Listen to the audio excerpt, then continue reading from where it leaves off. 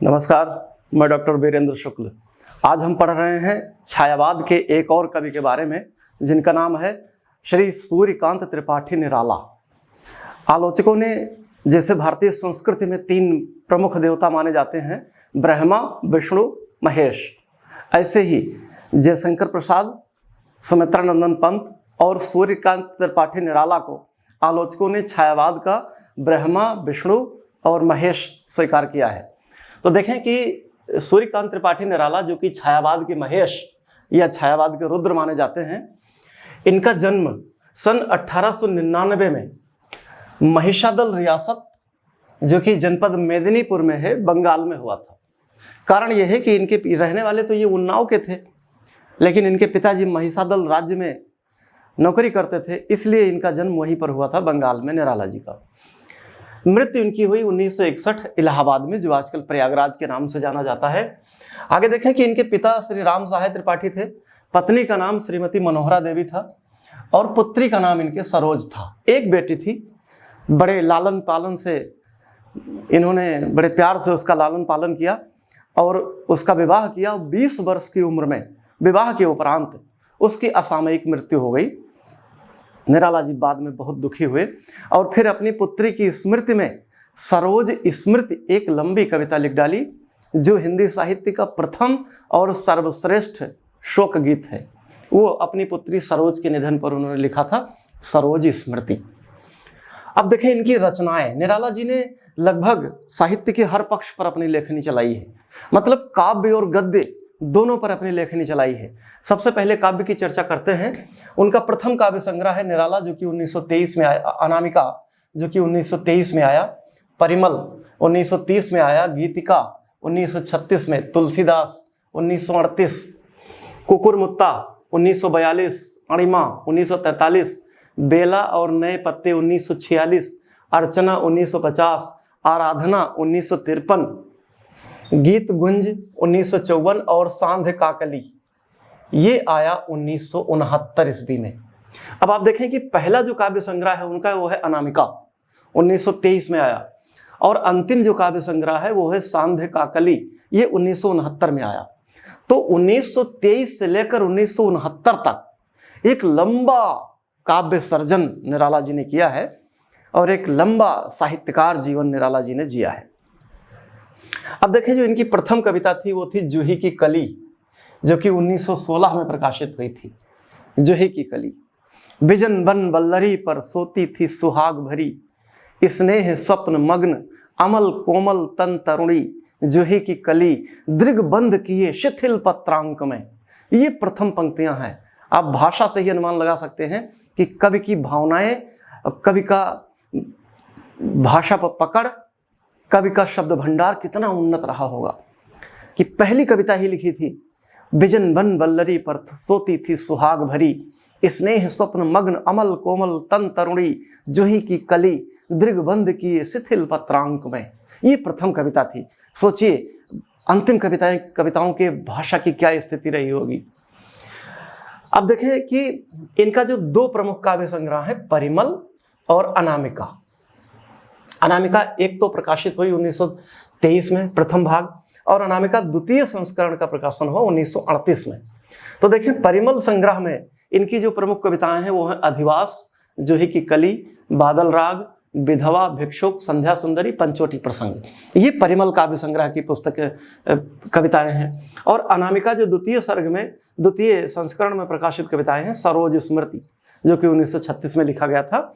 सम्राट एडवर्ड के प्रति एक कविता है, प्रेयसी, राम की शक्ति पूजा, ये 1936 में राम की शक्ति पूजा लिखी गई है। और रेखा, तोड़ती पत्थर और सच है। इतनी कविताएं अनामिका द्वितीय संस्करण में संकलित हैं। ये बहुत इंपॉर्टेंट कविताएं हैं। अब देखें कि काव्य के बाद गद्य की बात करते हैं,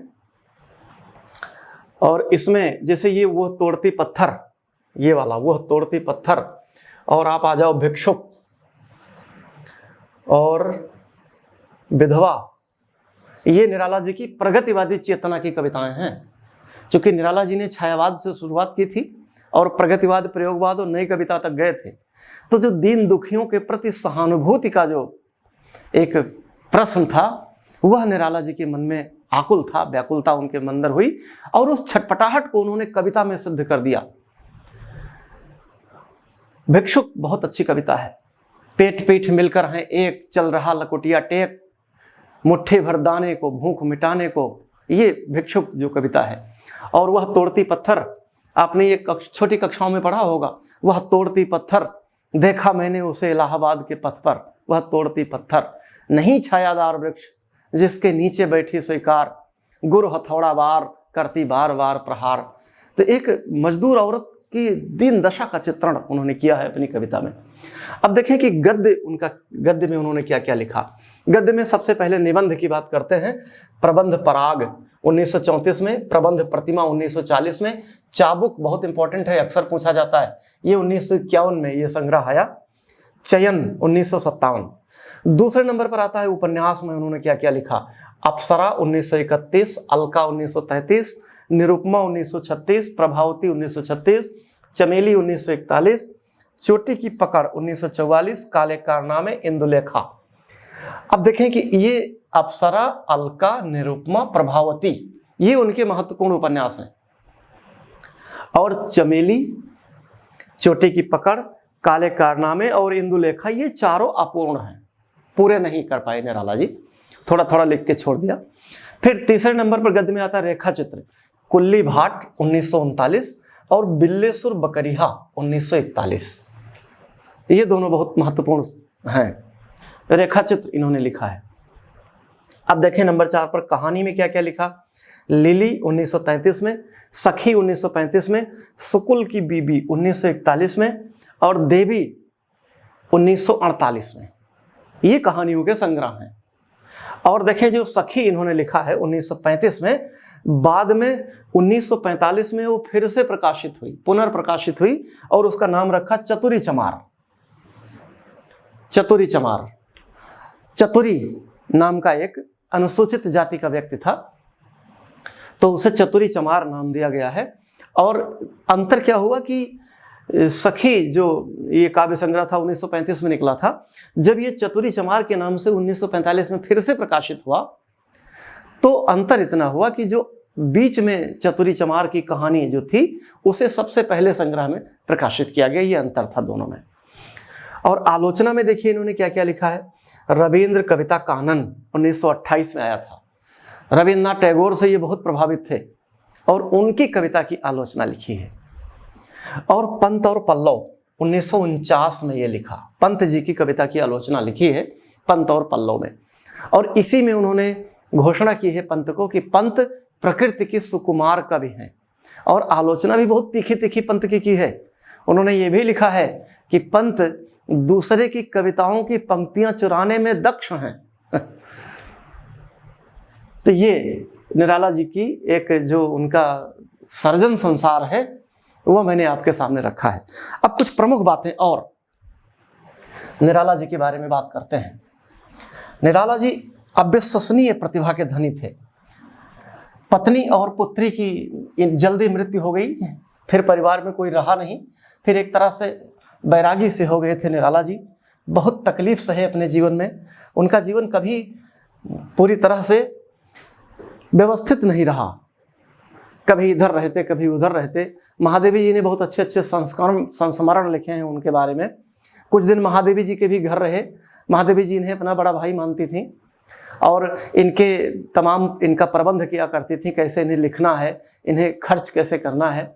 और निराला जी परमदानी थे, ये बहुत बड़े कवि थे आप जानते हैं।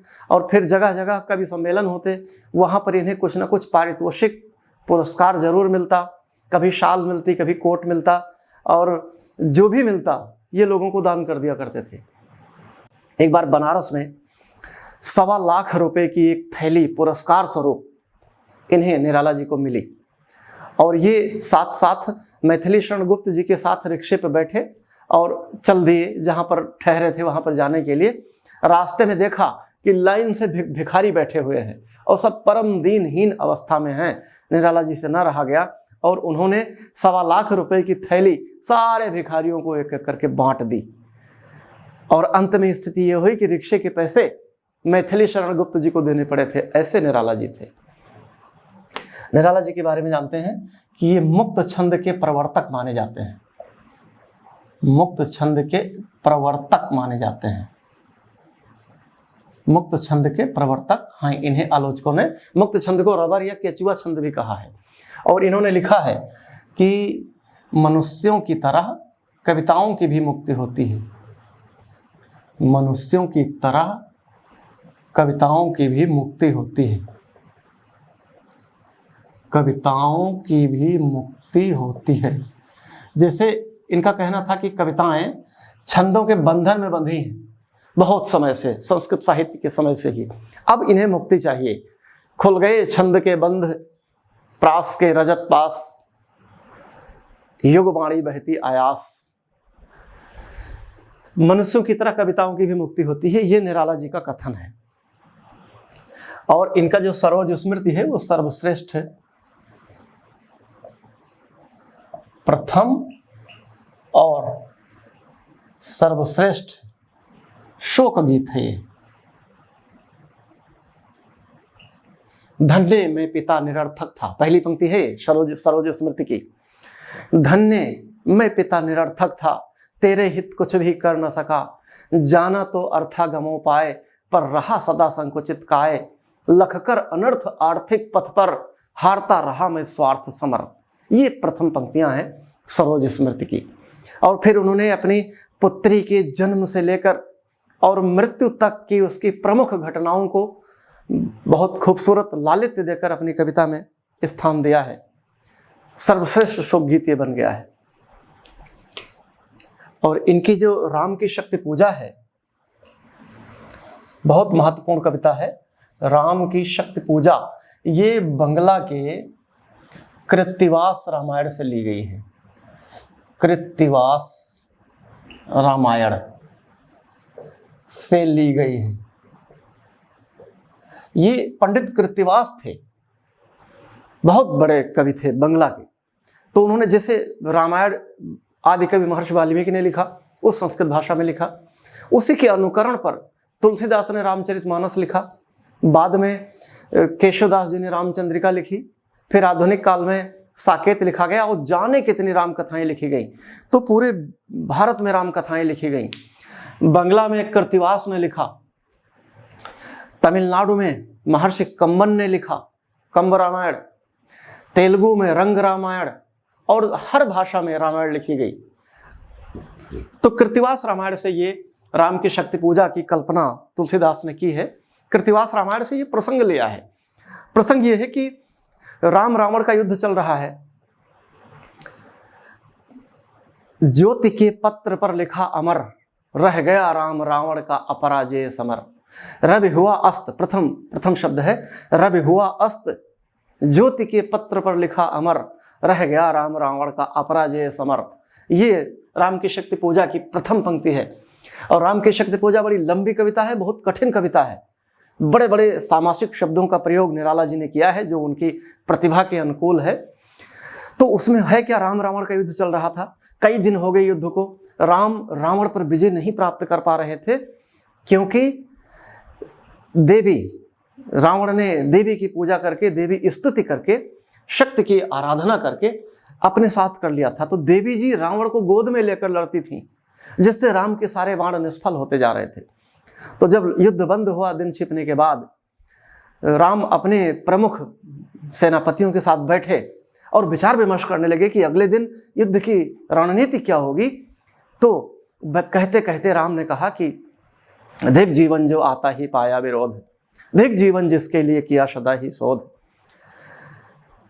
और ये राम ने कहा है निराला जी के शब्दों में, अपने रणनीतिकारों के साथ श्री राम बैठे थे। तो कहते कहते उन्होंने कहा कि धिक्कार है मेरे जीवन को, हमेशा मुझे दुखी तकलीफ झेलनी पड़ी, ऐसे भी जीवन का क्या फायदा।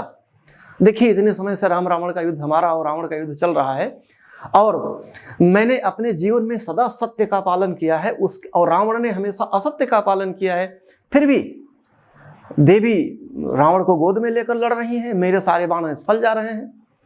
ऐसा कहते हुए श्री राम के दोनों आंखों से आंसू बह चले और धरती पर गिर पड़े।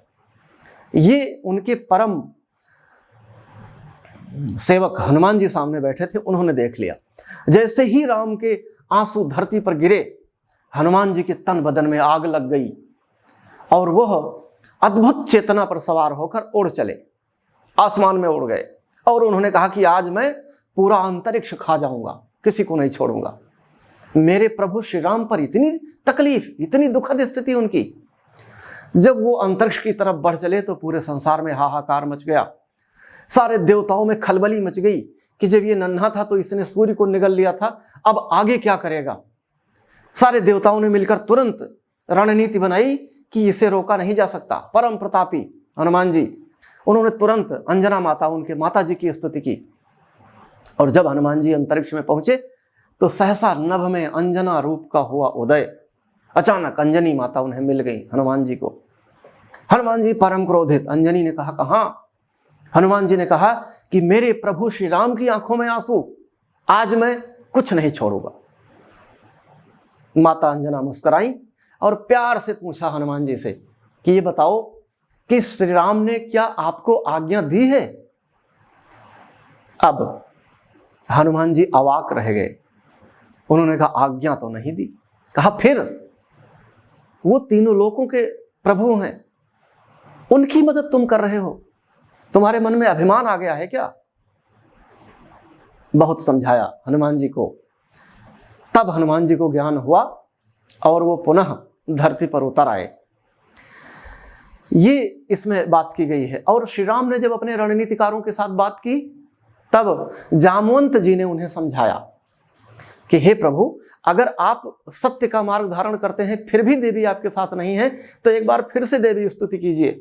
हम सब युद्ध करते हैं, आप देवी उपासना कीजिए। श्री राम देवी उपासना में बैठ गए। 108 इंदिवर उन्होंने मंगा लिए, मतलब लाल कमल उन्होंने मंगा लिया श्री राम ने। और एक उसका पूजा का एक चरण पूरा हुआ तो देवी को एक कमल चढ़ा देते हो। इस तरह 108 कमल श्री राम ने चढ़ा लिए। 107 चढ़ा लिए। जब 108वां कमल चढ़ाने का नंबर आया तो देवी उनसे प्रसन्न हो गई और उनकी परीक्षा लेने के लिए उन्होंने 108वां जो कमल था उसे गायब कर दिया देवी जी ने अपनी शक्ति से। और श्री राम आंखें बंद किए, लगातार स्तुति करते जाते और एक एक कमल चढ़ाते जाते। जब 8वां चढ़ाने का नंबर आया, उन्होंने आंखें बंद किए, जहां कमल रखा था हाथ बढ़ाया, हाथ नहीं लगा तो श्री राम व्याकुल हो गए। आंखें खोल के देखी तो कमल नहीं। अब बहुत परेशान कि अब क्या करें। अगर हम पूजा से उठते हैं तो अब तक जो पूजा सिद्ध हुई थी वो असिद्ध हो जाएगी, और कमल नहीं चढ़ाया तो ये पूजा पूर्ण नहीं होगी। फिर उन्होंने बहुत सोचा विचारा और अंत में आया कि माता मुझे राजीव लोचन कहती थी। राजीव माने लाल कमल। बचपन में जब मैं छोटा था तो मेरी माँ मुझे राजीव लोचन कहती थी, मतलब तुम्हारी आंखें लाल कमल की तरह हैं। श्री राम ने कहा कि जब मेरी आंखें लाल कमल हैं तो एक कमल के स्वरूप में मैं अपनी आंखों को चढ़ा दूंगा। और उन्होंने बाण उठा लिया अपनी आंख निकालने के लिए, देवी के चरणों में चढ़ाने के लिए। जैसे ही श्री राम प्रतिबद्ध हो गए, मारने के लिए अपनी आंखों में तैयार हुए, वैसे ही देवी का प्राकट्य हो गया और देवी ने प्रकट होकर श्री राम के हाथों से बाण ले लिया और बोली कि होगी जय हे पुरुषोत्तम नवीन, कह महाशक्ति राम के बदन में हुई लीन। ये राम की शक्ति पूजा है।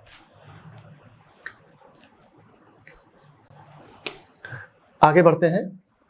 बहु वस्तु स्पर्शनी, वह वस्तु स्पर्शनी प्रतिभा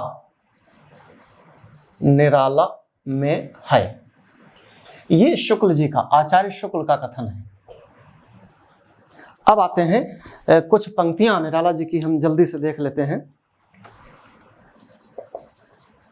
पंक्तियां जो चर्चित हैं, जो परीक्षाओं में आई हैं। है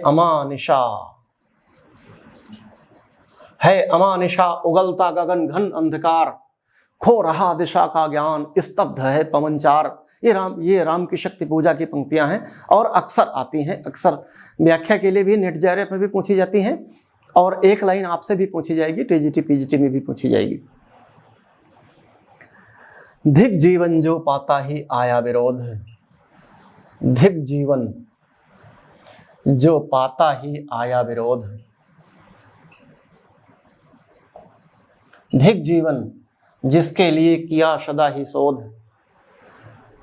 ये प्रमुख पंक्तियां हैं राम निराला जी की।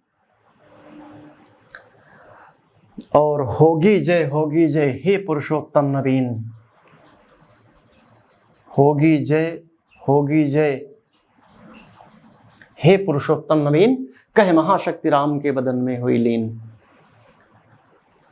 और सरोज स्मृति से धन ने संबोधित किया है, मैं पिता निरर्थक था, तेरे हित कुछ भी कर न सका, जाना तो अर्थागम उपाय। कहते हैं अर्थ आगम उपाय, धन कमाने का तरीका मैं भी जानता था।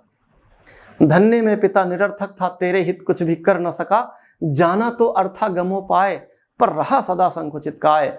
लखकर अनर्थ आर्थिक पथ पर, हारता रहा मैं स्वार्थ समर। और ये कान्य कुब्ज कुल कुलांगार, ये कान्य कुब्ज कुल कुलांगार, ये कान्यकुब्ज ब्राह्मणों को धिक्कारते हैं कि ये कान्यकुब्ज कुल कुलांगार, खाकर पत्तल में करें छेद, इनके हित कन्या अर्थ खेद। ये सरोज स्मृति की पंक्तियां हैं। और तुलसीदास में उन्होंने लिखा है, तुलसीदास नाम का एक काव्य है इनका, बहुत अच्छा काव्य है, कठिन कठिन छंदों का इसमें इन्होंने प्रयोग किया है। जब तुलसी की पत्नी रत्नावली बगैर बताए अपने मायके चली जाती हैं, तब तुलसी उन्हें मनाने पहुंचते हैं और चोरी से घर में दाखिल हो जाते हैं आधी रात को। तब रत्नावली फटकारती है तुलसी को कि धिग आए तुम यों अनाहोत, धिग आए तुम यों अनाहोत, आए तुम यों अनाहोत, धो दिया श्रेष्ठ कुल कर्मधूत, राम के नहीं काम के सुत कहलाए, हो बिके जहां तुम बिना दाम, वह नहीं और कुछ हाड़ चाम, राम के नहीं काम के सुत कहलाए। ये तुलसीदास की पंक्तियां हैं।